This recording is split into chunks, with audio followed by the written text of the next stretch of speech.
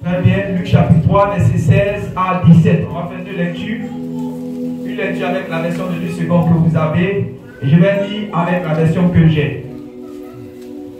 Aidez-nous pour ne pas qu'il y ait trop de bruit dans la salle. Gloire à Jésus-Christ. Luc chapitre 3, verset 16 à 17. Seigneur, bénis ta parole au nom de Jésus-Christ. Il leur dit à tous. Il leur dit à tous. Moi, je vous baptise d'eau. Je vous baptise d'eau. Mais il vient celui qui est plus puissant que moi. Mais il vient celui qui est plus puissant que moi. Et je ne suis pas digne de délier la courroie de ses souliers. Et moi, je ne suis pas digne de délier les courroies de ses souliers. Oui. Lui, il vous baptisera du Saint-Esprit et de feu. Lui, il vous baptisera du Saint-Esprit et de feu. Il a son van à la main. Il a son van à la main. Il nettoiera son air. Il nettoiera son air. Et il amassera le blé dans son grenier. Et il amassera le blé dans son grenier. Mais il brûlera la paille dans un feu qui ne s'éteint point. Mais il brûlera la paille dans un feu qui ne s'éteint point. Amen. Dis avec moi la paille. Dis avec moi encore le blé. Une deuxième fois, la paille et le blé. Vous trouvez cela où? La paille et le blé, vous trouvez ça où? On trouve ça où? Dans un champ, dans une plantation. Amen. Très bien. Je fais une deuxième lecture pour que vous soyez encore attentifs. Le Seigneur veut nous parler d'une chose très importante qui concerne réellement le salut de ton âme. Il dit, il vient. Ça, c'est Jean-Baptiste qui parle. Celui qui devait précéder l'agneau de Dieu qui ôte le péché du monde. Celui qui devait précéder le messager de l'alliance. Celui qui devait précéder le sauveur de l'humanité. Celui qui devait précéder le Fils de Dieu. Celui qui devait précéder le Messie qui devait sauver l'humanité. Le sauveur de l'humanité. C'est Jean-Baptiste. Et Jean-Baptiste a été envoyé comme prophète afin de préparer les cœurs qui allaient recevoir le salut de Dieu. Donc c'est lui qui devait apprendre au peuple comment le peuple devait se disposer. Il était le prophète. Parce que les habitants d'Israël accouraient aux Judéens pour recevoir de lui son baptême. Et il prêchait le baptême de la repentance. Et Jean-Baptiste disait ces paroles à ceux-là qui étaient en face de lui. Il vient. Celui qui est plus puissant que moi. Donc Jean-Baptiste montre la supériorité de Jésus vis-à-vis de lui. Alléluia. Et il dit, il vient. Celui qui est plus puissant que moi. Il a sa pelle à la main. Donc ce que vous lisez là-bas, on dit, il a sa pelle à la main. Et il nettoiera son air. Donc, Jésus va venir faire un nettoyage. Le sauveur de l'humanité va venir faire un nettoyage. Le sauveur de l'humanité va venir faire un nettoyage sur la terre. Et on dit, il amassera son blé dans le grenier. Donc, le Seigneur Jésus, dans son œuvre de salut, en sa qualité de sauveur de l'humanité, il va avoir un temps où il va venir pour amasser son blé dans le grenier. Le blé, c'est le bon grain. Donc, Jésus va prendre le bon grain et il va mettre cela dans son grenier. Mais le prophète ajoute, il dit, mais il brûlera la paille. Dis avec moi la paille. La paille, c'est quoi? Qu'est-ce que la paille? Qu'est-ce que la paille? Vous avez déjà fait les champs? Vous êtes déjà passé en brousse? Vous êtes déjà passé dans une plantation? C'est quoi la paille ici?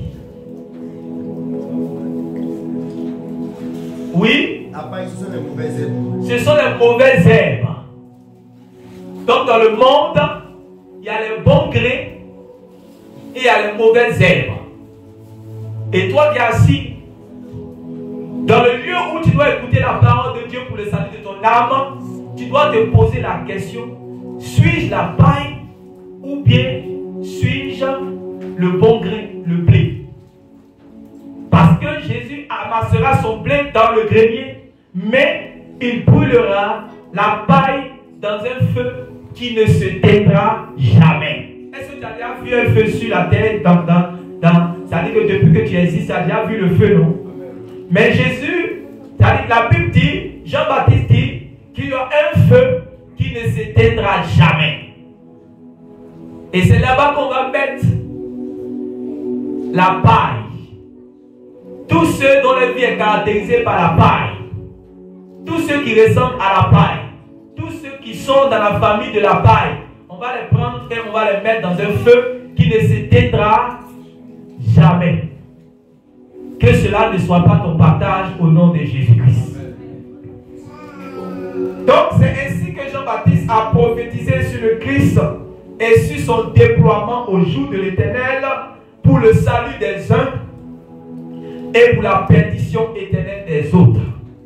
La plupart du temps, lorsque quelqu'un meurt, on a comme l'impression que tous ceux qui meurent vont chez Dieu. Même les gens les plus impies, les gens qui ont eu un mauvais témoignage sur la terre, des gens qui ont marché d'une manière désagréable, d'une manière immorale, d'une manière impie sur la terre, dès qu'ils meurent, tout le monde dit des bonnes choses pour dire non. Quand ce qui est sûr, il est chez Dieu, là-bas il fait des prières. En tout cas, même souvent des gens qui avaient des mauvaises vies, quand on fait des caricatures des décès, on les met dans le ciel avec des anges. Alors que celui qui est le chemin, la vérité et la vie a dit qu'il y a deux endroits. Il y a un endroit où on va pour vivre la félicité céleste avec Dieu, et il y a un endroit où on vit les tourments. Et les tourments dans une flamme éternelle de l'enfer qui ne s'éteint point. Gloire à Jésus-Christ. Donc que personne ne vous trompe à ce sujet. Les gens pensent que l'enfer et le paradis n'existent pas. Que les hommes vont vivre sur la terre et puis c'est fini. Non. La Bible dit, dans Hébreux chapitre 9 à partir du verset 27, qu'il est réservé aux hommes de mourir. Et après la mort, il y a quelque chose qui vient. Le jugement. Comment est-ce qu'on va juger un mort? On va juger un mort parce qu'on va le relever. Donc les morts vont se réveiller pour être jugés. Donc ça veut dire que la mort n'est pas la finalité de la vie. Qui est avec moi ce matin? Amen. La mort n'est pas la finalité de ta vie. Alléluia. Voilà. Donc il faut bien comprendre. Quand le Seigneur maintenant dit, quand du moins Jean-Baptiste dit qu'il y aura la paille qui sera jetée dans le feu. La paille qui sera jetée dans le feu là, ça correspond à quoi? Nous allons voir cela. C'est pour ça que je vous ai dit, ayez votre Bible. C'est là-bas que Dieu veut vous parler. Ceux qui veulent suivre Jésus, mais qui ne veulent pas avoir des relations avec la Bible, ça ne peut pas marcher. Dis à ton frère, ça ne peut pas marcher. Si je veux suivre Jésus, je dois avoir une relation avec la Bible. Est-ce que tu es d'accord avec ce que je dis? Amen. Parce que si je te dis une chose que ce n'est pas dans la Bible, je suis en train de te tromper. Donc il faut qu'on vérifie. Gloire à Jésus. Amen. Si je parle de la réalité du ciel, la réalité de l'enfer, il faut que ça soit vérifiable dans la Bible. Amen. Amen. Luc chapitre 3, verset 9. À quoi correspond la paille qui sera jetée dans le feu?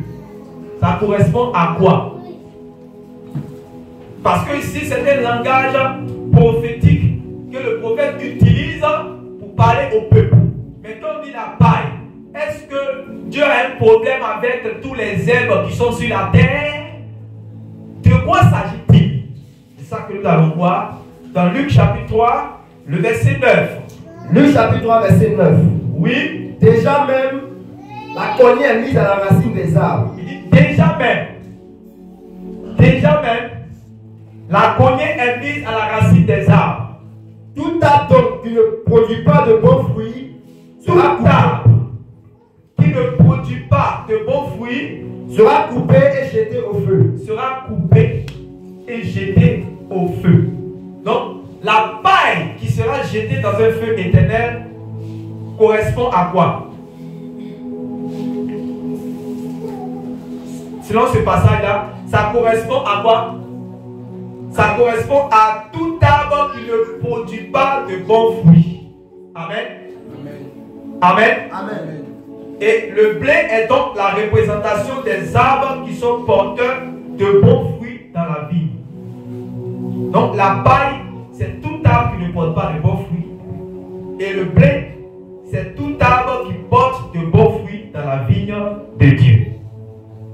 Amen. On est en train d'avancer doucement. On a parlé de paille, on a parlé de arbres qui portent de bons fruits et arbres qui ne portent pas de bons fruits. L'arbre qui ne porte pas de bons fruits sera coupé et jeté au feu, comme la paille qu'on va aussi jeter au feu. Est-ce que vous avancez avec moi? Maintenant, le bon fruit là, ça correspond aussi à quoi? C'est quoi exactement le bon fruit? Nous allons avancer. Luc chapitre 3, verset 7 à 8. Est-ce que moi je suis un goyavier, je suis un goyave, ou bien je suis une mangue, ou bien je suis une banane? De quoi parle le Seigneur? De quoi parle Jean-Baptiste? Oui. Luc chapitre 3, verset 7. Il disait donc à ceux qui venaient en foule pour être baptisés par lui. Donc, puisque on appelle Jean-Baptiste Jean-Baptiste, donc c'est lui qui il avait pour fonction de baptiser. Il prêchait la repentance et il baptisait. Donc, il y a une foule qui arrive pour prendre son baptême en vue de la repentance. Puisque c'est le message qui prêche. N'est-ce pas? Amen. Donc, la foule arrive. Et qu'est-ce qui se passe? Il disait donc à ceux qui venaient en foule pour être baptisés. Donc, maintenant, il va dire à ceux qui viennent en foule pour être baptisés. Tu vois, imaginez, je suis là, puis toute la Côte d'Ivoire veut venir se faire baptiser dans le petit ministère que nous avons ici, dans la petite mission que nous sommes en train de faire. Toute la Côte d'Ivoire ou bien tout Yopougon vient pour se faire baptiser. Qui sera content? Qui sera content ici? Amen. Tout le monde sera content parce que la Bible dit que Dieu veut que tous les hommes soient sauvés. Alléluia. Amen. Maintenant le prophète, il y a la foule qui accourt à lui pour prendre son baptême, afin d'authentifier réellement même son ministère.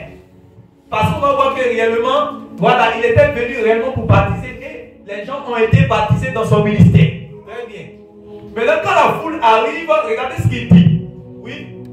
Race de vipères.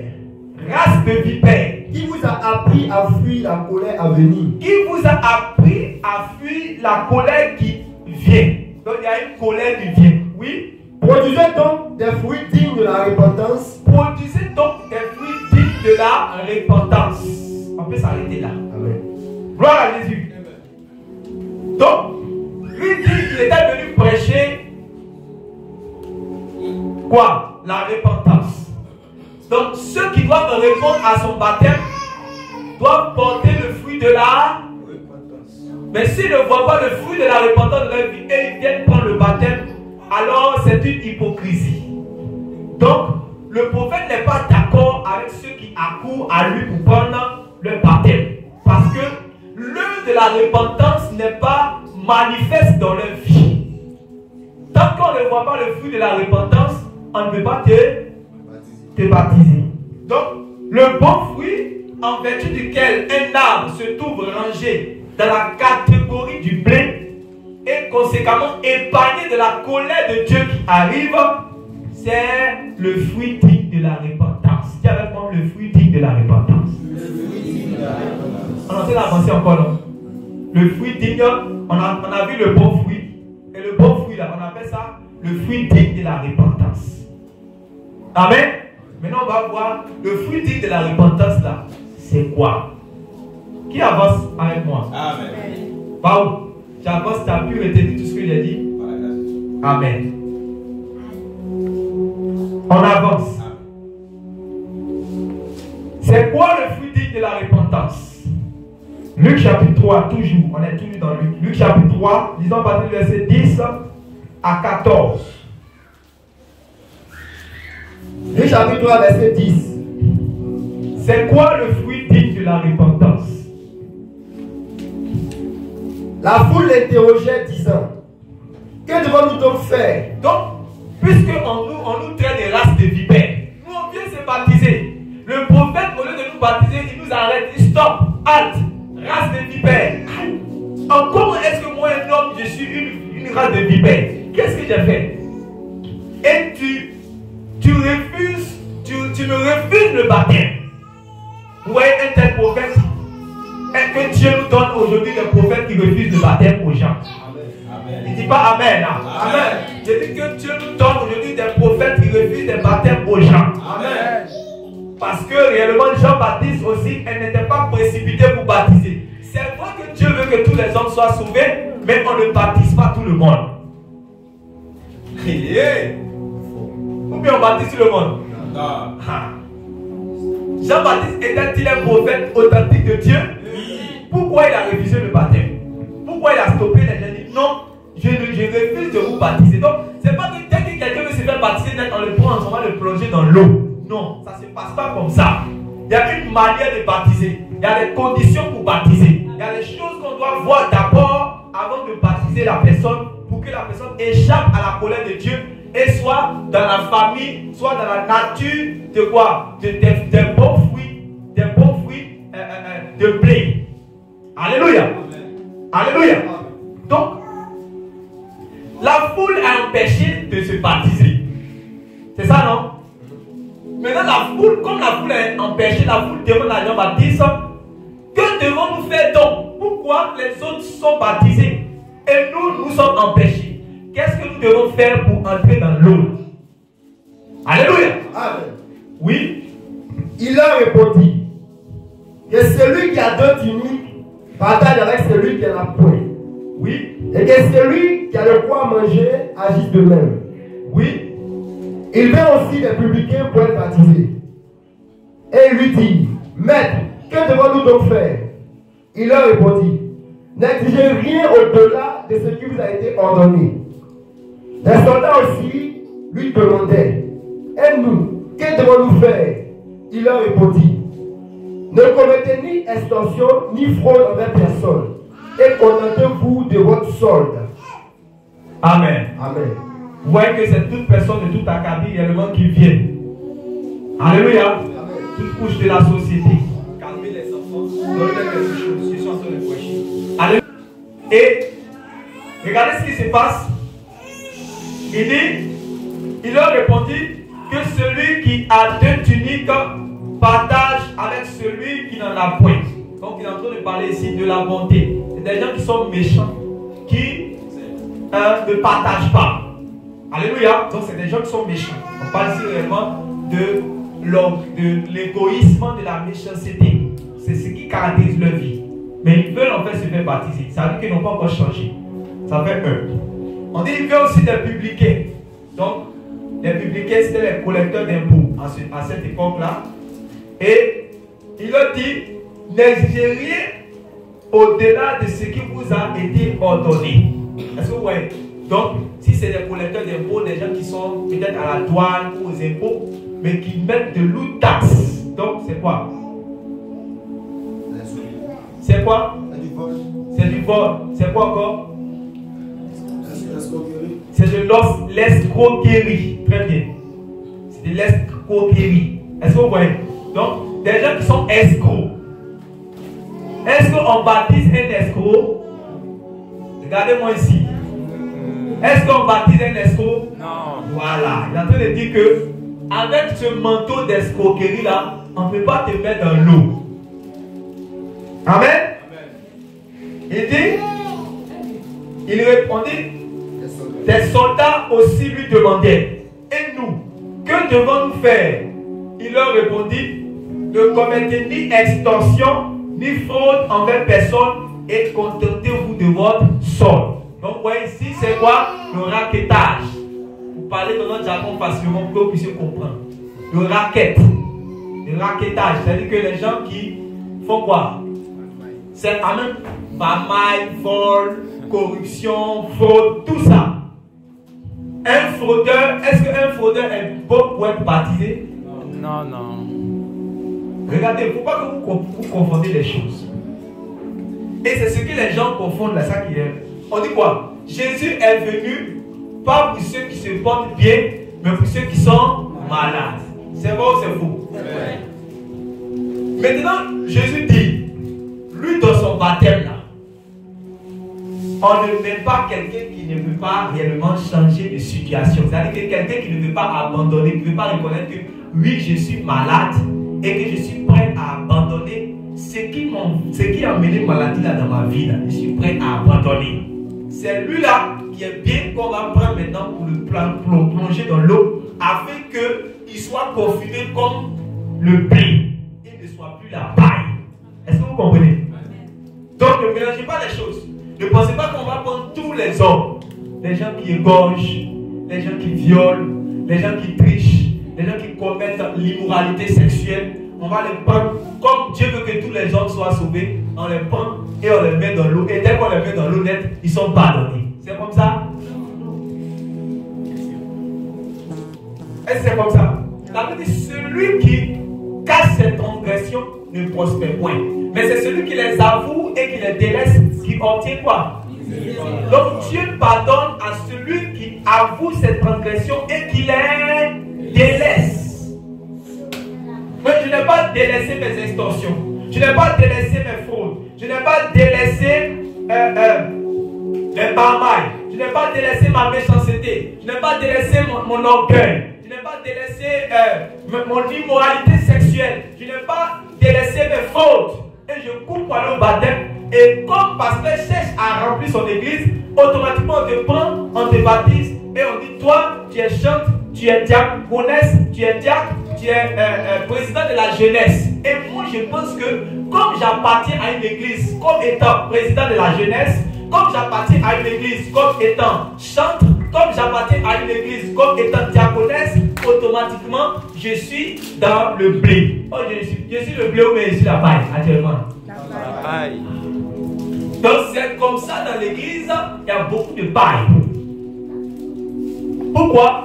Je vous pose la question. Parce qu'ils ne produisent pas le fruit digne de la repentance. Donc, pour comprendre le fruit digne de la repentance, c'est une conduite qui est empreinte de la justice de Dieu et qui témoigne de ce que l'on est véritablement. C'est véritablement, on a véritablement tourné le dos à la corruption du péché pour marcher dans les voies de Dieu. Avant que Jésus est venu pour ceux qui sont les pécheurs et ils ont été caractérisés, c'est-à-dire que ils ont été caractérisés par la prophétie du prophète Ésaïe. Il dit chacun suivait sa propre voie. Et le même prophète a dit, c'est-à-dire les voies de Dieu ne sont pas les voies des hommes. C'est ça, non? C'est pas ça? Ça veut dire que la manière dont Dieu marche, c'est pas comme ça les hommes marchent. Maintenant, le prophète continue pour dire chacun suivait sa propre voie. Voie de la drogue, la voie de la fraude, la voie des extorsions, la voie de l'adultère, la voie de la fornication, la voie du mensonge, la voie de la magie, la voie de consulter les fétiches, la voie de l'idolâtrie, la voie de se prosterner devant des os, devant des statues, la voie, toutes sortes de voies. Chacun suivait sa propre voie. Est-ce que vous comprenez? Et à cause de ces choses-là, c'est ça qui a fait qu'il y a une distance spirituelle. C'est-à-dire que, mais d'une manière kilométrique, entre l'homme et Dieu. C'est à cause de ça, idolâtrie là, fornication là, mensonge là, adultère là, fraude là, extorsion là. Il y a une distance. Maintenant, Dieu nous aime. Comment est-ce qu'il va faire pour que nous puissions être ensemble? Parce que la voie qu'on est en train de prendre, la fin de cette voie-là, c'est quoi? La perdition éternelle de mon âme. N'est-ce pas? Maintenant, comme Dieu ne veut pas que je puisse aller continuer sur mon chemin, si je continue sur mon chemin, ça veut dire que je meurs, je tombe pour ça. Je tombe pour ça. Vous avez peur de dire, je tombe pour ça. Voilà. Maintenant, comme Dieu ne veut pas que je puisse tomber là-bas, il en met maintenant l'évangile qui prêche la repentance, il me dit, hâte, stop. Parce que s'il y a personne qui m'avertit, je vais continuer à penser que c'est le bon chemin. Amen. Donc quand je m'arrête, je dois me tourner maintenant vers Dieu. Donc c'est le fait de s'arrêter et se tourner vers Dieu. Donc arrêtez quoi? Si je suis voleur, j'arrête quoi? Si je suis voleur, j'arrête quoi? Si je suis tricheur, j'arrête quoi? Si je suis dans la fornication, j'ai un copain, j'ai une copine, on n'est pas mariés, mais on fait ce que les mariés font. Donc si je veux réellement arrêter, j'arrête quoi? Il va accepter. Il va accepter. S'il a accepté, il fait quoi? Il y a eu cette histoire au temps de Lot. Dis-moi Lot. Le feu devait descendre pour pulvériser Sodome et Gomorrhe. Lot, il était fatigué de voir le péché tellement dans la ville qu'il allait au bord de la ville et s'asseoir pour méditer. Parce que là-bas, le péché est rentré dans le cœur des enfants. C'est-à-dire que dans le cœur des hommes, depuis le plus âgé jusqu'à l'enfant, tout le monde est possédé. Amen. Quand un homme se réveille le matin, c'est comment est-ce qu'il va se satisfaire. Quand une femme se réveille le matin, c'est comment est-ce qu'elle va se satisfaire sexuellement. C'est ça qu'elle pense. C'est ce qui s'est passé à Sodome et Gomorrhe. Mais lui, il a tout fait pour garder ses filles-là vierges. Amen. Et ces filles-là, elles étaient fiancées. Ça veut dire que ils ont venu faire la demande à qui? À Lot. Pour dire qu'on veut marier tes filles. Donc il y a un temps qui va arriver où les noces là maintenant vont arriver. Mais entre elles et leur fiancé là, est-ce qu'il y a un rapport? S'il y avait un rapport, elles seraient toujours vierges. Ça veut dire qu'elles n'étaient pas vierges. Elles n'avaient pas commis la fornication, elles étaient vierges. On est d'accord? Maintenant Dieu envoie ses messagers pour punir la ville.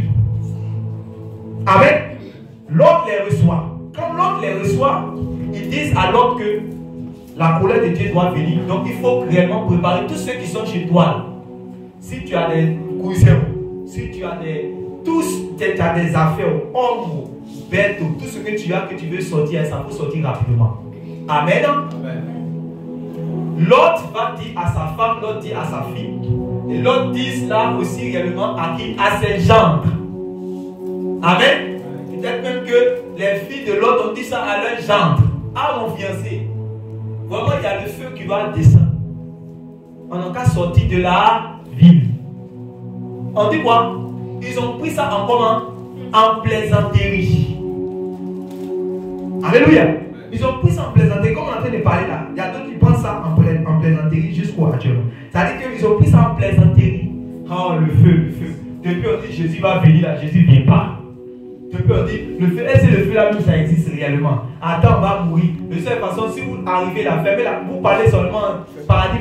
Si vous arrivez là, fermez la porte, nous on va rester en enfer. C'est comme ça qu'il parlait aussi. Amen. Mais malgré que les filles de l'autre, permettez-moi l'expression, malgré qu'elles étaient enjaillées là, elles n'étaient pas enjaillées, elles étaient enjaillées. C'est ça les fiancés, non? Quand les fiancés sont enjaillées, elles n'étaient pas enjaillées. Mais il y avait la mort dedans. C'était une affaire de salut de son âme. Donc elles n'ont pas dit, comme je suis trop fan de mon fiancé, je vais rester à Sodome et Gomorrhe. Là, on va faire comme dans Titanic. Là. On va mourir ensemble, Roméo et Juliette. Ce qui est grave dans ça, c'est que quand on meurt, même si vous êtes mort à la même heure, à la même seconde, dans le même endroit, vous n'êtes pas jugé à deux comme ça. Jamais de la vie. Vous n'allez pas comparer, même si je meurs aujourd'hui avec ma femme, avec mes enfants, on ne va jamais comparer elle à côté puis l'enfant à côté. Dieu connaît chacun par son nom. Est-ce que vous m'écoutez? Donc chacun va comparer et il sera jugé personnellement pour lui-même. C'est pour ça qu'elle a dit le salut est personnel. Voilà. Donc c'est ça qu'elles ont regardé. Elle dit c'est vrai que je t'aime chérie, mais le feu va tomber. Tu viens ou bien tu ne viens pas. Parce que je ne veux pas mourir, je veux sauver mon âme. Alléluia. C'est une telle conduite réellement qui doit animer celui qui veut sauver son âme. Alléluia. Elles ont perdu quoi? Pour gagner quoi? Parce que c'est ça. Pour être sauvé, il faut perdre quelque chose pour gagner. Alléluia.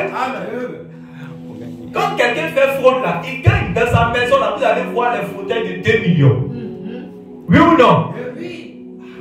Quand quelqu'un fait fraude là, on dit salaire de impôt, mais quoi, c'est 200 000. Mais quand il peut fraude, il peut voir 2 millions, il va rouler en ça. Oh, il peut faire les dons ici, il peut faire ce qu'il veut.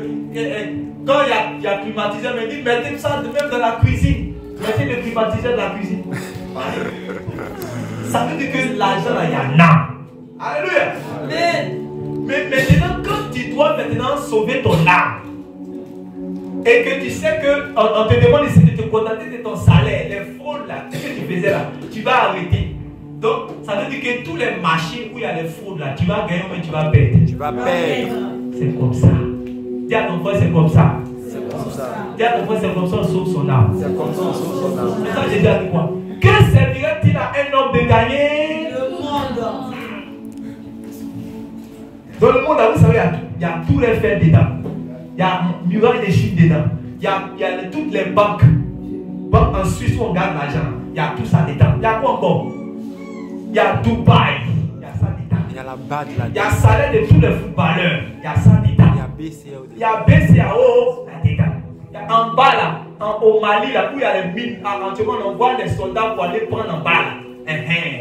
Autre chose aussi, au Congo, où les minéraux qui sont par le colbart, il y a tout ça. Jésus dit, que servirait-il à un homme de gagner le monde et perdre son âme? Jésus regarde, ça veut dire que le monde avec toutes ses richesses. Et il dit, est-ce que tu connais la valeur de ton âme? Ton âme a plus de valeur que le monde et tout ce qui contient le monde. Est-ce que tu comprends ça? Si moi j'ai quitté réellement mon dos, j'ai quitté ma gloire, j'ai quitté ma souveraineté, j'ai quitté mes louanges qu'on me donnait, je me suis solidarisé à toi. Je ne t'ai pas laissé dans cette situation où je te voyais, cette situation de misère où tu allais terminer en enfer. Je n'ai pas dit non, je vais rester au ciel là-bas et puis je vais continuer de recevoir l'adoration des esprits, des anges, tout ça, des séraphins. Mais je ne veux pas voir ma vie tant finie en enfer. Je vais prendre réellement la condition d'homme pour venir dans le monde afin de sauver son âme. Alléluia. C'est pour cela qu'il ne nous a pas sauvés avec l'argent. Il ne nous a pas sauvés avec l'or. Parce que l'or et l'argent, bien que ça soit valeureux, mais l'or et l'argent ne peuvent pas sauver l'âme. Sans effusion de sang, il n'y a pas de pardon de péché. Donc il fallait que le sang baisse. Et il a dit, Père, tu n'as voulu ni holocauste ni sacrifice, mais tu m'as donné un corps. C'est pourquoi, oh Dieu, je viens dans la parole pour accomplir ta volonté. C'est pour ça que quand il était à la croix, il a dit quoi? Tout est accompli. Parce qu'il devait venir pour prendre réellement la forme d'homme. La parole qui était Dieu s'est faite dans chair. Et la parole est habitée parmi les hommes. Et la parole devait réellement devait devenir homme pour accomplir la loi. Jésus a accompli toute la loi et Jésus-Christ devait finir au poteau de la croix. Alléluia. Amen. Jésus-Christ a fini au poteau de la croix, son sang est versé pour que toi et moi nous soyons pardonnés et lavés de tous nos péchés. Gloire à Jésus-Christ. Amen. C'est parce que tu as la valeur qu'il a quitté tout ce, pour venir faire tout ce travail-là. Alléluia. Amen. Donc, pour ne pas penser que, non. Donc, pour sauver son âme aussi, tu dois perdre, non. Pour sauver son âme aussi, tu dois perdre, ok. Il dit que c'est vrai-il à un homme même de gagner tout le monde et perdre son âme. Donc, pour la peine de sauver son âme, il y a quelque chose à perdre. Dis à ton frère, il y a quelque chose à perdre. Ça va arriver chez nous. Ça va arriver chez nous. Dis encore, il y a quelque chose à perdre. Voilà. Est-ce que tu es prêt à perdre? Est-ce que tu es prêt à perdre? C'est ça. J'essaie de prêcher quelque part avec des frères. On a prêché.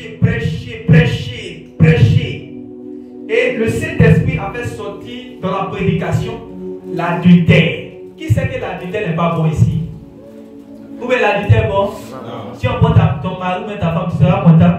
Non. Tu seras content? Non. Dieu m'a dit ce que tu ne veux pas qu'on te fasse, pourquoi tu fais à l'autre? Oui ou non? Donc l'adultère n'est pas bon. Amen. Donc on prêchait, le Saint-Esprit a touché ce côté-là. Quand on a fini, il y a une dame qui est venue. Si vous la regardez, vous ne pouvez jamais savoir. Parce que ce n'est pas écrit sur le... C'est ça. Donc elle est venue. Elle dit que, vraiment, ce que vous prêchez là, j'étais touché sur cette partie-là, vraiment. En tout cas, j'étais dans mon coin. Peut-être vous ne pensez pas que j'ai tout écouté. Je vais venir dire quelque chose. En fait, côté de l'adultère là, vraiment, elle m'a parlé par adultère, elle dit que je sors avec quelqu'un. Parce que quand c'est comme ça, tu ne peux pas nommer ça. Dis non, je suis avec quelqu'un, mais c'est mon patron, quoi. Mais en fait, actuellement, je vis des difficultés dans mon foyer et avec les enfants. C'est moi seul, mon mari aussi. Actuellement, c'est difficile. Voilà, donc c'est moi qui prends les charges, il y a beaucoup de charges, tout ça.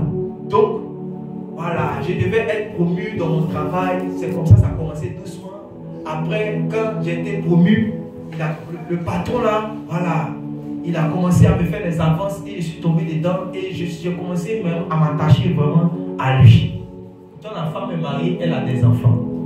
Est-ce que vous comprenez ça? Maintenant, elle dit quoi? Si elle laisse le monsieur qui est son patron là, est-ce qu'elle va avoir travail là? Non, non. Si elle dit au monsieur que je suis marié. Amen. Vous êtes avec moi ici? Si elle dit au monsieur que je suis marié, que également je me dois être fidèle à mon mari. C'est ce que j'ai dit à la mairie, c'est ce que j'ai dit à mes parents, c'est ce que j'ai dit à ses parents, c'est ce que j'ai dit à tous les hommes, c'est ce que j'ai dit aux démons. Que je dois être fidèle à lui jusqu'à ma mort. Quand elle va dire ça au monsieur là, qu'est-ce qui va se passer? Elle sera renvoyée. Alléluia! Amen. Est-ce que vous aimez la parole de Jésus? Attendez la parole de Dieu. Le problème c'est quoi? Est-ce que je suis prêt à abandonner mon travail pour sauver mon âme? C'est ça. C'est ça. Alléluia. Amen. Mais quand il va prendre la décision du plus profond de son cœur, il dit c'est vrai que en faisant cela, tu m'as promu, tu m'as donné le salaire, je me suis occupé de mes enfants, de ma maison, tout ça. Mais je décide vraiment de sauver mon âme plutôt que de souiller réellement mon corps et perdre mon âme. Quand elle va réellement prendre cette décision-là, alléluia, est-ce que vous pouvez suivre? Amen. Quand elle va prendre cette décision, elle va arrêter cela. Et elle va commencer maintenant à être fidèle à son mari. C'est ça qu'on appelle le fruit digne de la repentance. Il y a avec moi? Amen. Maintenant qu'elle a apporté le fruit digne de la repentance là, c'est là que Dieu dit, mon fils, dis-moi ici pasteur, il dit mon fils pasteur, c'est là, tu peux la baptiser. Parce que elle fait partie maintenant de mes enfants. Ça veut dire qu'elle est bien maintenant. Je suis pas à l'enrôler dans ma famille. Parce que chez moi là-bas, est-ce que moi je suis adultère? Non. Est-ce que moi Dieu je suis adultère? Non. Il n'y a pas un enfant adultère chez moi. Est-ce que moi je suis un voleur? Non. Donc quand tu dis je suis un enfant de Dieu et que tu voles, tu es en train de dire à Dieu que c'est un quoi? Comme ça sonne dans ta tête. Voilà. Non, les choses que nous parlons terre à terre, pour que vous puissiez comprendre l'évangile et comme on dit non, on dit aux gens, eh Seigneur, faisons attention à ce que nous entendons. Faisons attention à ce que nous entendons. Donc on est en train de voir le fruit digne de la repentance. Gloire à Jésus. Celui qui a été lavé doit désormais se conduire suivant le standard de Dieu tel qu'il est présenté dans sa parole. Et ceux qui vont s'appliquer à marcher ainsi, c'est ceux-là qui sont les épis de blé qui seront moissonnés pour le repos et la gloire à venir. Alléluia. Amen. Est-ce que tu veux que cela soit ton partage? Amen. Quel que soit le prix à payer, est-ce que tu veux réellement produire les fruits dignes de la repentance? Amen. C'est cela la vérité de l'évangile éternel qui est annoncé depuis le temps de Jean-Baptiste jusqu'à présent pour faire entrer les âmes dans le royaume de Dieu. Il y a des gens qui ont perdu beaucoup de choses pour sauver les âmes. Mais il y a d'autres qui ne sont pas prêts. Ils ne veulent pas faire comme les filles de l'autre qui ont perdu leur fiançailles, qui ont perdu leur mariage en griffes. Sauver les âmes. Alléluia. Et c'est ce que l'apôtre Paul a prêché. Les gens pensent que l'apôtre Paul n'a pas prêché la repentance et les fruits dignes de la repentance. Les gens pensent que l'évangile suffit de dire crois au Seigneur Jésus, tu seras sauvé. On te prend dans la rue là-bas, on dit il faut confesser Jésus. Quel que soit ton péché, confesse Jésus seulement. Je confesse Jésus. Tu crois qu'il est le Fils de Dieu? Oui, je crois qu'il est le Fils de Dieu. Alors viens, on va te plonger dans l'eau. À partir d'aujourd'hui, tu fais partie de la famille chrétienne. C'est pas comme ça. Gloire à Jésus. Acte chapitre 26. Lisons la parole de Dieu encore. Acte chapitre 26. Est-ce que la parole de Dieu te fait du bien? Est-ce que tu es avec moi? Fais comme ça. Voilà. Acte chapitre 26, verset 20. Acte chapitre 26, verset 20. Acte chapitre 26, verset 20. Oui. À ceux de Damas d'abord, puis à Jérusalem. À ceux de Damas d'abord, puis à Jérusalem. Dans toute la Judée. À Damas, ça c'est là-bas où il a rencontré Jésus. Quand il a rencontré Jésus, à ça c'est la Damas. Maintenant, puis à Jérusalem, oui. Dans toute la Judée. Et dans toute la Judée. Et chez les païens. Et chez les païens. Ça veut dire que tout son parcours ministériel, lui, l'apôtre Paul, ça veut dire que là-bas où il est passé, de Damas, Jérusalem, en Judée, et chez tous les païens où il est passé. Et qu'est-ce qu'il a dit? Qu'est-ce qu'il a prêché? J'ai prêché la repentance. J'ai prêché quoi? La repentance. J'ai prêché la repentance. Et la conversion à Dieu. Et la conversion à Dieu. Donc il n'a pas prêché l'argent. Il n'a pas prêché la prospérité. Si tu prêches la prospérité à un voleur, il va finir d'être prospère. Après, il va il va où ça? En enfer. Tu prêches le mariage à une célibataire. Elle va finir de se marier. Après ça, elle va où ça? En enfer. Parce que ce n'est pas le mariage qui sauve l'âme. Ce n'est pas la prospérité qui sauve l'âme. Tu prêches le développement personnel à quelqu'un où il va se développer personnellement. Après ça, il va aller où ça? En enfer.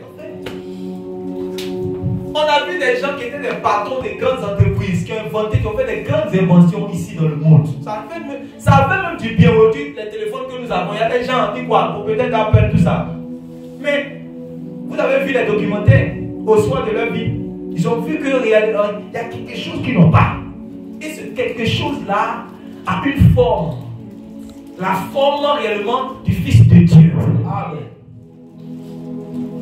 Alléluia. Amen. Alléluia. Amen. C'est ça en fait l'évangile. L'évangile là, c'est-à-dire que l'évangile donne ce que l'argent ne peut pas donner. L'évangile donne ce que la sagesse des hommes ne peut pas donner. L'évangile donne ce que les relations ne peuvent pas donner. L'évangile donne ce que les hommes ne peuvent pas donner. Et ce que les hommes, les relations et les choses de ce monde ne peuvent pas donner, c'est la vie éternelle. Tu peux avoir tout, tu peux posséder tout, tu peux être en relation avec n'importe quelle personne sur la terre. Tu peux avoir n'importe quelle intelligence, tu peux lire n'importe quel livre, tu peux aller dans n'importe quel endroit sur la terre. Mais cela ne garantit pas le salut de ton âme. Il faut que ça soit clair. C'est pour cela que Paul, quand Dieu l'a envoyé, quand le Seigneur Jésus l'a envoyé, pour faire passer les gens de la puissance des ténèbres à la puissance de Dieu, pour faire passer les gens de la puissance de Satan à la puissance de Dieu, du royaume des ténèbres au royaume de Dieu, Dieu lui a dit que tu dois prêcher la repentance. Gloire à Jésus-Christ. Parce que c'est ce message-là qui peut emmener des gens à être sauvés. Est-ce que Dieu ne veut pas que tu puisses te marier? Non, Dieu veut que tu puisses te marier. Alléluia. Amen. Mais pourvu que ton âme soit sauvée. Amen. Dis avec moi. Amen. Voilà. J'ai prêché quoi? La repentance et la conversion à Dieu. Oui. J'ai prêché Nous assistons à une hypocrisie généralisée.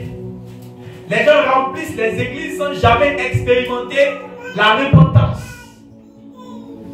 Quel que soit ce que tu viens dans notre église, moi je dois être content parce que il y a une star qui prie dans mon église. Moi je dois être content parce qu'il y a un président qui prie dans mon église. C'est tout ce que les gens cherchent aujourd'hui. Non. Est-ce que c'est ce que Jean-Baptiste a cherché? Non. Jean-Baptiste a cherché des gens qui portent des fruits dignes de la repentance. J'ai prêché la repentance et la conversion à Dieu. Quoi? Avec la pratique de digne de la repentance. Avec la pratique digne de la repentance. Gloire à Jésus-Christ. Gloire à Jésus-Christ. Amen. C'est vrai, quand nous parlons de la grâce, nous sommes dans le temps de la grâce. Le temps où Dieu veut que tous les hommes soient sauvés. Même la prostituée de dernière catégorie, Dieu veut la sauver. Ça c'est clair. Amen. Dieu veut que tous les hommes, il ne rejette pas celui qui vient à lui. Quel que soit, même si quelqu'un a fait 12 avortements dans sa vie, Jésus-Christ ne va pas dire, où tu es fatigué là, c'est là que tu viens à moi. Ça, c'est le diable qui fait ça. Où il finit de t'utiliser quand on voit qu'il n'y a plus rien en toi, il t'abandonne, tu meurs. C'est comme ça, il y a un qui est mort, il dit qu'il était de Daesh. C'est comme ça. On l'a blagué. Et on lui a dit la 100 ans de protection. À la fin, c'est fini. Quand il finit d'utiliser, il y a d'autres qui ont signé beaucoup aux États-Unis, qui ont fait des pactes avec le diable pour devenir des stars. À la fin, il les a laissés mourir dans la drogue. Ils se sont suicidés. C'est comme ça le diable est mauvais. Il finit d'utiliser. Il y a d'autres, il les a fanés. Il les a fanés quand il n'y a plus rien dessus elle. Et puis tu laisses, tu meurs de sida.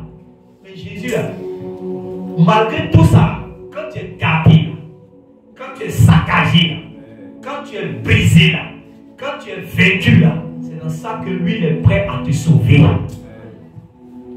Alléluia. Amen. C'est ça l'amour de Dieu. Là où le péché a abondé, la grâce a surabondé. Et c'est vrai que c'est le message que nous prêchons.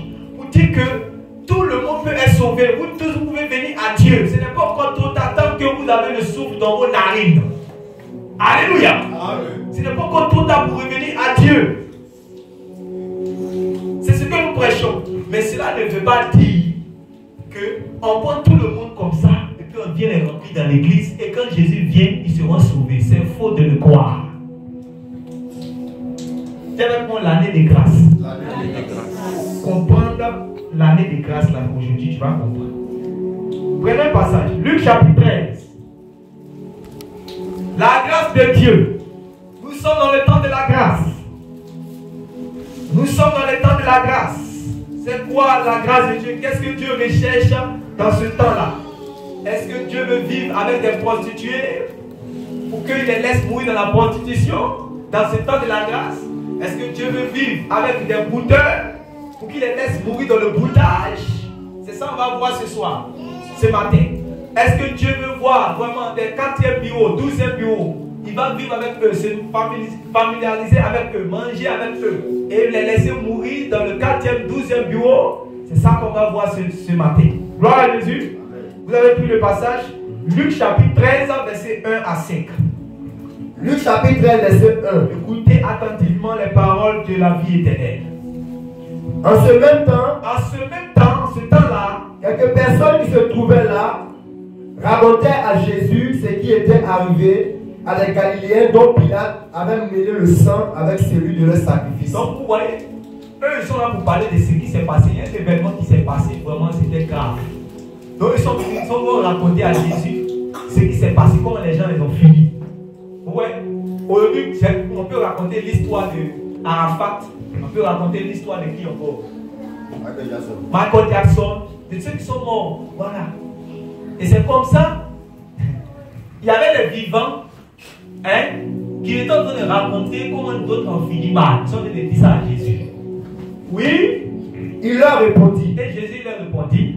Croyez-vous que ces Galiléens fussent de plus grands pécheurs que tous les autres Galiléens parce qu'ils ont souffert de la sorte? Donc Jésus dit, vous pensez que comme ils ont fini de telle manière, vous pensez que c'est parce qu'ils étaient les plus grands pécheurs parmi tous ceux qui pêchent aussi à Galilée là. C'est à cause de ça qu'ils ont fini. Et c'est pas si vous comprenez ce que Jésus dit. Qui comprend ce que Jésus avait dit? Il dit que de la manière qu'ils ont fini mal. Donc, vous pensez que c'est parce que c'était les. C'est-à-dire que si on place les péchés dans cette catégorie là, eux c'était les plus cruels. C'est à cause qu'ils ont fini comme ça. Jésus répond quoi? Non. Non, Je vous le dis. je vous le dis. Mais si vous ne vous répandez, vous périrez tous également. Mais si vous aussi, là, si vous ne vous répandez pas, si vous ne changez pas, vous allez périr également comme qui? Comme ces personnes. Oui?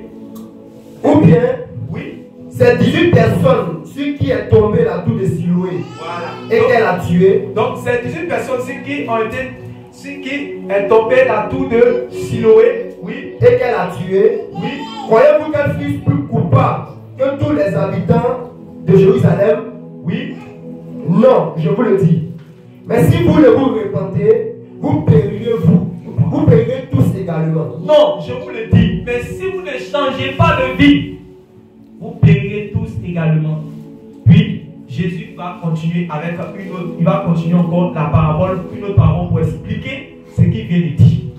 Vous dites que ce n'est pas parce que la personne a trop péché que la personne est mal morte. Voilà. C'est-à-dire qu'elle est morte de manière cruelle. Non. Alléluia. Voilà. Mais toi aussi, il faut savoir quelle est ta position. C'est ça qui est le plus important. Est-ce que tu as changé de vie ou bien tu n'as pas changé de vie? Le plus important, ce n'est pas de savoir si je suis mort dans le caniveau, ou je suis mort dans le bateau, ou je suis mort par crash. Qui sait quand il va mourir? Qui sait qui va mourir dans l'avion ici? Qui sait qui va mourir dans le bateau? Non, attendez, il y a posé une question. Qui sait qui va mourir un jour? Mais il y a les éternels ici. Donc un jour tu vas mourir. Il n'y a pas encore les immortels ici. Un jour tu vas mourir. Le problème c'est qu'il y a un mystère dans cela. Il y a un mystère. Un mystère. C'est-à-dire, quand tu vas mourir, le jour où tu vas mourir, qui connaît ça? Qui connaît ça? Personne ne connaît ça, c'est un mystère. Qui connaît aussi comment il va mourir. Souvent tu peux choisir, tu peux avoir des deux mêmes prières, Seigneur, moi je ne veux pas une mort brutale. Je vais aller mourir, je vais me coucher, je ne veux pas là. Je me réveille sans maladie quoi. C'est-à-dire qu'en même temps, je me réveille ici auprès de toi. Qui fait ça? Vous avez les bonnes choses. Acclame le Seigneur. Ça, c'est le mystère. Ça fait partie du mystère par rapport à la mort. Tu ne sais pas comment est-ce que tu vas mourir, la manière, tu ne connais pas. Amen? Tu ne connais pas.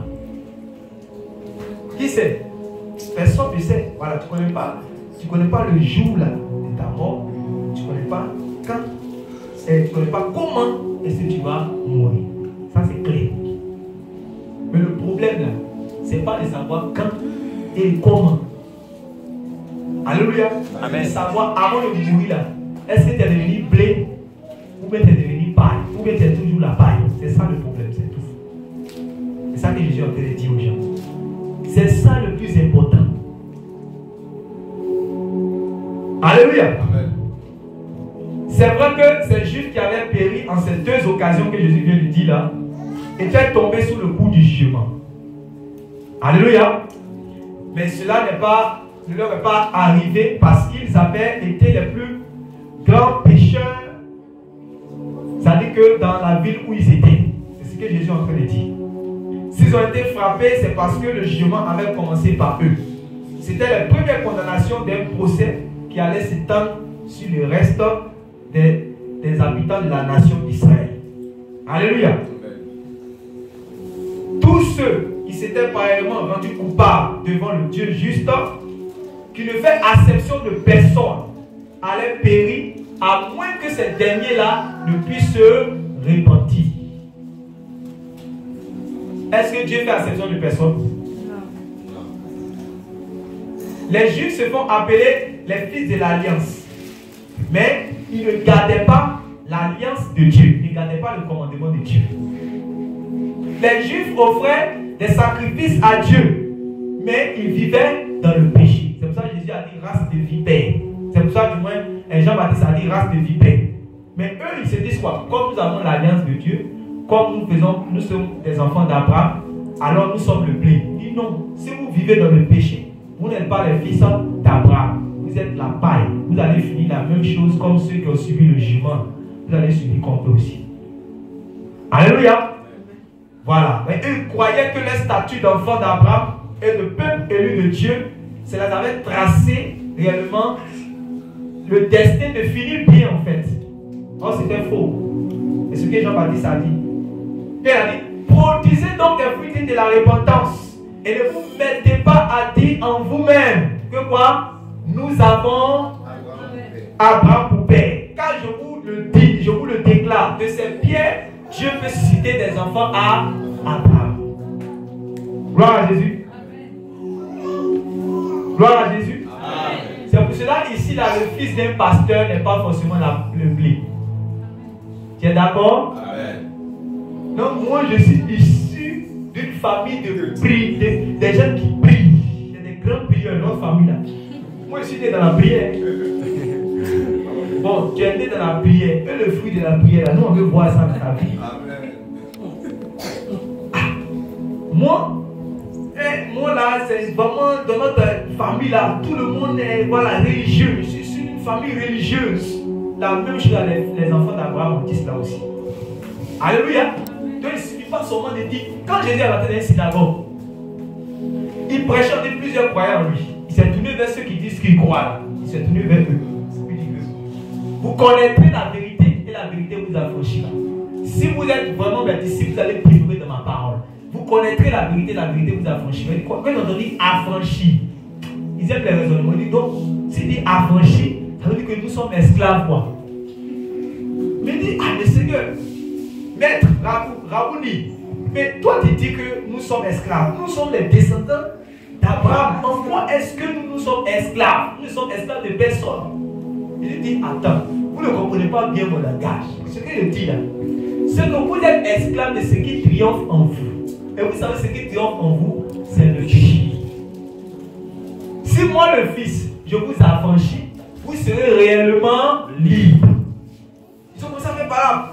Non, nous ne sommes esclaves, nous sommes de la descendance d'Abraham. Ça veut dire que nous là, nous sommes les fils. Quand tu regardes Abraham, nous sommes réellement ses descendants directs. Comment est-ce que nous sommes esclaves? Jésus a dit, je sais que vous êtes descendants d'Abraham. Mais le problème c'est que quoi? De la manière Abraham se conduit là, les fruits que Abraham porte, la manière de faire d'Abraham, je ne vois pas cela en vous. Donc par là, je déduis que vous n'êtes pas des fils d'Abraham. Qui est avec moi? Amen. Qui est avec moi? C'est ça. Regardez le passage, vous allez comprendre quelque chose. Dans Genèse chapitre 18, le verset 18 à 19. Les fruits dignes de la repentance. Genèse chapitre 18, verset 18 à 19. Ou ceux qui pensent que dès que je sors, je suis issu de quelqu'un qui a une alliance avec Dieu. Moi aussi j'ai une alliance avec Dieu. Ce n'est pas évident. Genèse chapitre 18, verset 18. Oui. Abraham deviendra certainement une nation grande et puissante. Et en lui seront bénies toutes les nations de la terre. Oui. Car je l'ai choisi, afin qu'il ordonne à ses fils et à sa maison après lui de garder la voie de l'Éternel, en pratiquant la droiture et la justice. Vous comprenez? Donc, quand on est fils d'Abraham là, ça veut dire quoi? On doit garder. Est-ce que vous suivez? Quand on est fils d'Abraham, puisque Dieu a dit qu'il a choisi Abraham pour quoi? Pour enseigner la justice, pour pratiquer la justice et lui-même pour enseigner cela à sa descendance après lui. Donc, comme vous le dites, je suis un digne fils d'Abraham. Ça veut dire quoi?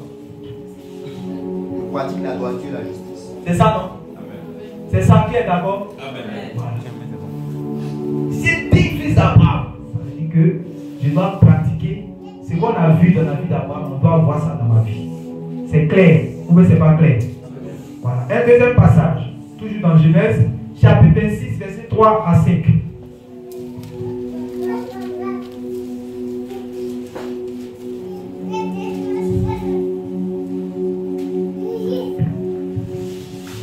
Genèse 26, verset 3. On va lire ce dernier passage, les autres, le reste, on va continuer après. Il faut que les choses soient claires. On n'a pas besoin de parler beaucoup pour que la vérité soit dans votre cœur. Écoutez. Séjourne dans ce pays-ci. Toujours par rapport au fils d'Abraham. Si on demande à tout le monde ici, est-ce que vous êtes fils d'Abraham? Personne ne va laisser sa main à terre. Tout le monde va dire que je suis enfant d'Abraham. Oui ou non? Vous voyez, quand on dit, quand les gens on dit qu'ils vont dans le sein d'Abraham, qui ne va aller dans le sein d'Abraham?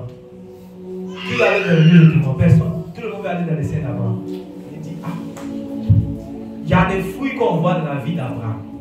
Il faut qu'on voit ces fruits aussi dans ma vie pour que je puisse dire que Abraham est mon père dans la foi. C'est Abraham qu'on appelle le père de la foi. C'est pas ça? Ok. Donc si moi je suis réellement Abraham est mon père dans la foi, ça veut dire qu'on doit voir les œuvres que Abraham a pratiquées, on doit voir ça dans ma vie. Mais Jésus dit on ne voyait pas ça dans la vie des Juifs. Et dit vous, votre père, c'est le diable. Que ce que vous faites là, Abraham n'a pas fait. Alléluia. Abraham marchait dans la justice. Moi, je veux voir les fruits de la justice dans votre vie. Abraham marchait saintement. Moi, je veux voir la sainteté dans votre vie. Amen. Abraham marchait dans la droite. Il portait les fruits dignes de la repentance.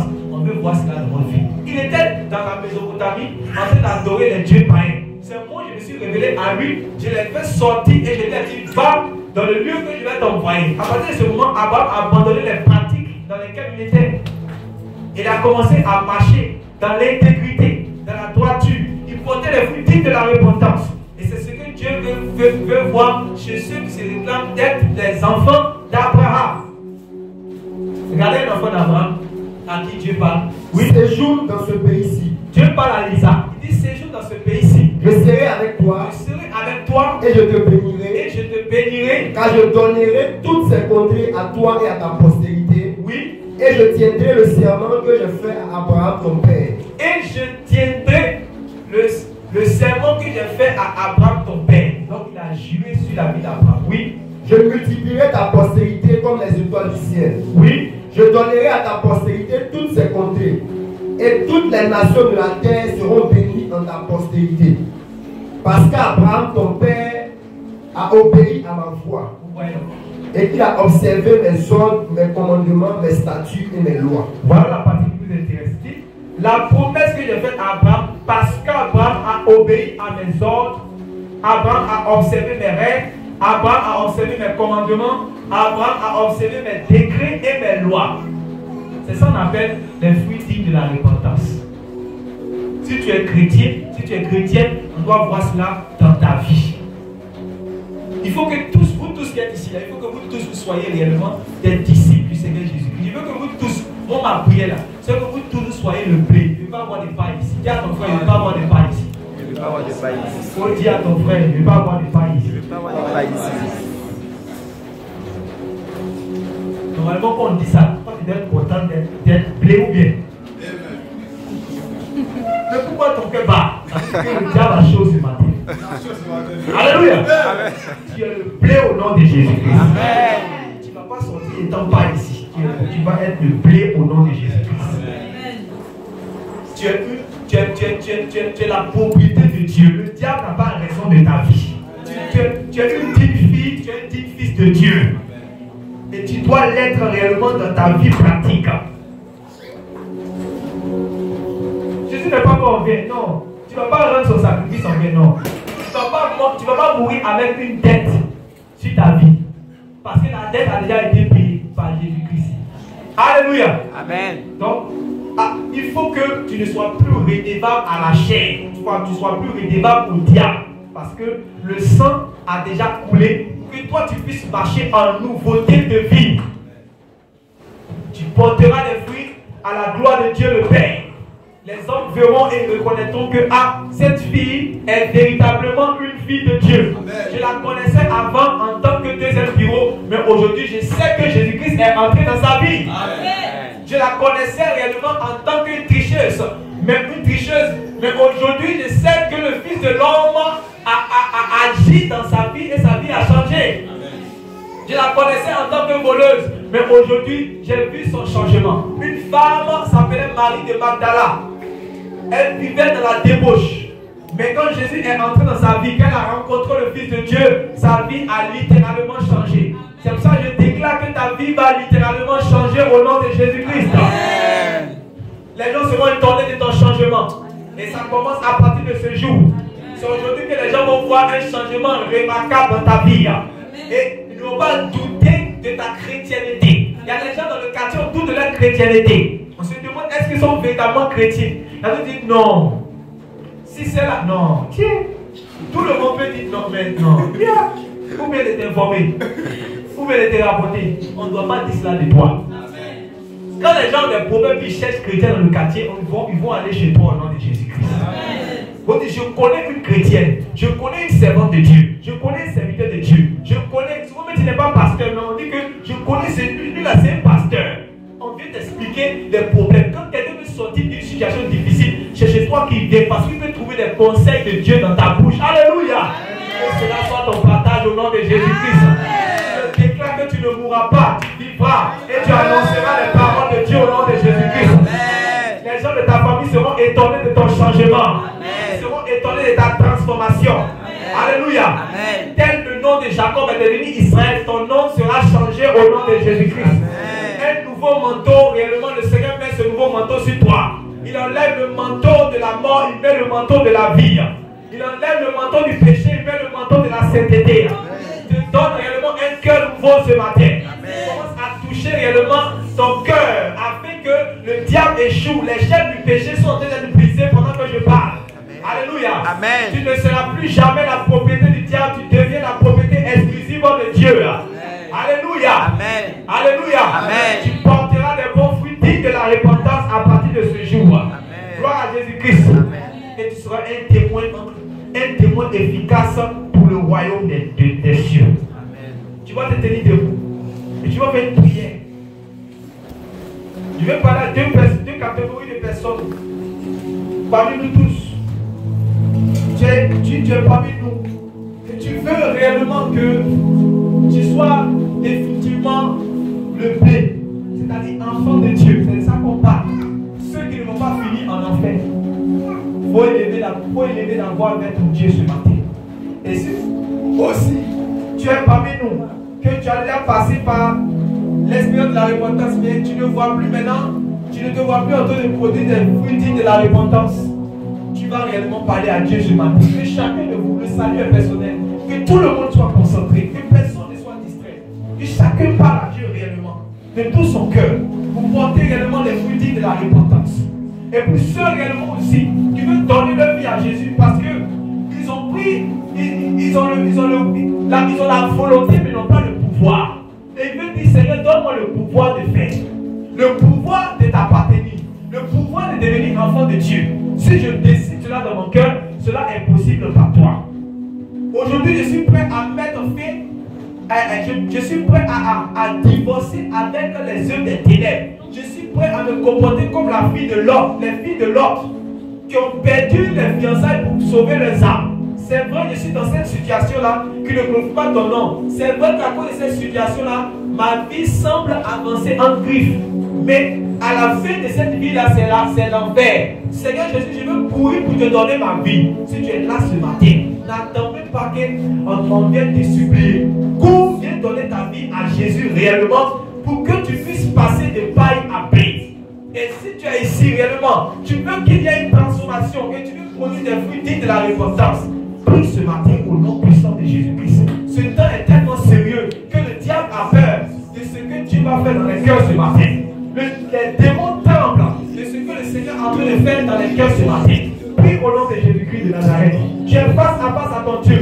C'est le temps où tu dois préparer ton éternité. C'est le temps où tu dois te réconcilier avec Dieu ton Père. Oh. Oh.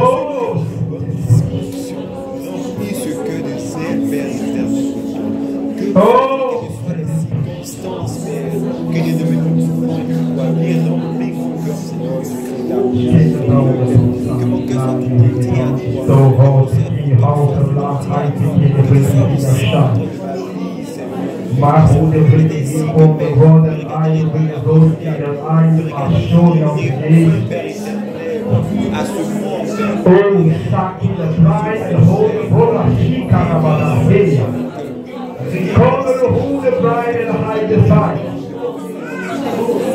Glory the glooms of the bride and read the storm behind the shara behind.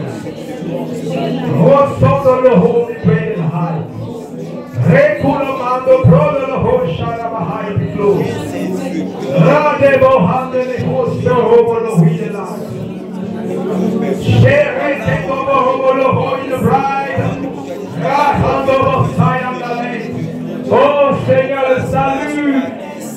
Y'a opéré le salut dans les cœurs ce matin. Viens faire porter les fruits de la repentance à tes enfants ce matin. Oh Dieu, tu veux faire des fils et des filles. Tu veux engendrer, Seigneur, les hommes et les femmes, Seigneur. Tu veux racheter, Seigneur, des filles ce matin. C'est l'heure du salut, Saint-Esprit. C'est toi qui connais les cœurs, Saint-Esprit. Oh, que les hommes se tournent à toi. Que les hommes se tournent vers toi. Que le diable échoue. Et que Jésus soit victorieux dans le cœur. Oh Seigneur, c'est toi qui inscris les noms dans le livre de la vie. Ce matin, il y a des cœurs qui sont réellement sincères. Il y a des hommes qui sont sincères, des femmes qui sont sincères et qui veulent mettre fin à leur vie de débauche pour commencer une nouvelle vie. C'est l'heure du salut de la maison de Dieu. Oh Dieu tout-puissant, ta parole est vivante et vraie.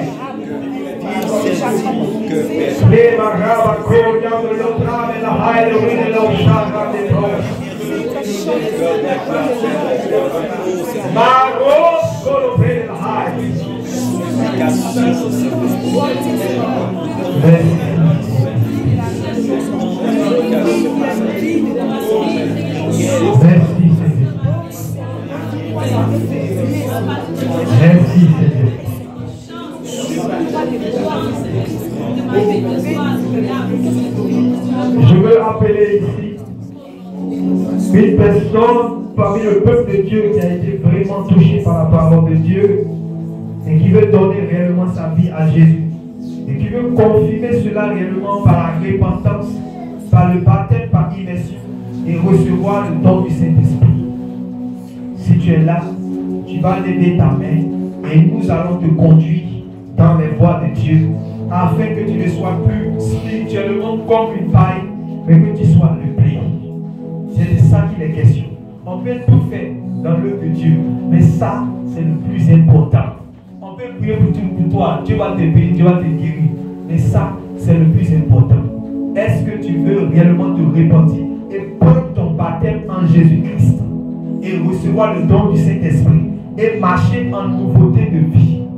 Et ne te trompe pas, ce matin le Saint-Esprit est passé par moi pour te dire, même si tu as déjà été baptisé, que tu n'as jamais pratiqué les œuvres de la repentance, c'est le fruit même pour te dire que ton baptême là n'était pas valable. La preuve c'est que Jean-Baptiste a refusé les gens qui voulaient se faire baptiser parce qu'ils ne voyaient pas qu'ils posaient des fruits qui montraient que c'était réellement des enfants de Dieu. Et il n'est jamais trop tard pour revenir à zéro. Jamais trop tard pour revenir à zéro. Tu peux tout recommencer et commencer réellement tel que Dieu veut. Parce que c'est le départ qui est le plus important. Est-ce qu'il y a eu un bon départ ou bien il y a eu un faux départ? C'est ça qui est important. Et tu es là et tu veux réellement confesser Jésus-Christ réellement de tout ton cœur, de ton âme, être baptisé par immersion et commencer une nouveauté de vie par une marche du Saint-Esprit. Avance réellement ce matin au nom de Jésus. C'est pour toi que la parole de Dieu a été prêchée ce matin. Car Dieu veut sauver les vies. Dieu veut sauver les vies. La volonté de Dieu, c'est que tous les hommes soient sauvés. C'est qu'ils parviennent à la repentance. Il n'est jamais trop tard. Il n'est jamais trop tard pour réellement reprendre tout à zéro. Vous allez vous tourner vers moi ici. Et je vais vous recommander à la grâce de Dieu. Après ça, nous allons passer également à une phase pratique. Parce que c'est le Seigneur lui-même qui vous a appelé. C'est le Seigneur qui a su parler à votre cœur afin que vous puissiez commencer à marcher en nouveauté de vie. Le ciel est dans la joie quand une âme est véritablement dans la joie quand une âme se détourne de ses péchés et va vers le Seigneur. Quand une âme est sauvée, c'est la joie dans le ciel. Et je parle du vrai salut. Ce n'est pas le fait de confesser de sa bouche seulement que Jésus est Seigneur, mais c'est de se détourner de ses péchés et d'avoir été lavé de tous ses péchés par Dieu. Ce matin, tu vas lever les deux mains vers le ciel. Et tu vas faire un cœur à cœur avec celui-là qui donne la vie éternelle. C'est Dieu qui donne la vie éternelle. Tu as fait beaucoup de chemin. Tu es passé par beaucoup de choses. Et voici réellement le temps du salut qui est arrivé pour toi. Car tu es prête à recommencer sur de nouvelles bases, afin que ta vie chrétienne soit authentique, afin que toi aussi tu sois un serviteur, une servante de Dieu que Dieu va utiliser pour sauver réellement d'autres personnes. Oui, le Seigneur me parle. Il me parle réellement de toi. Tu es une servante de Dieu. Il veut quelqu'un ici, parce que la puissance de Dieu est déjà là.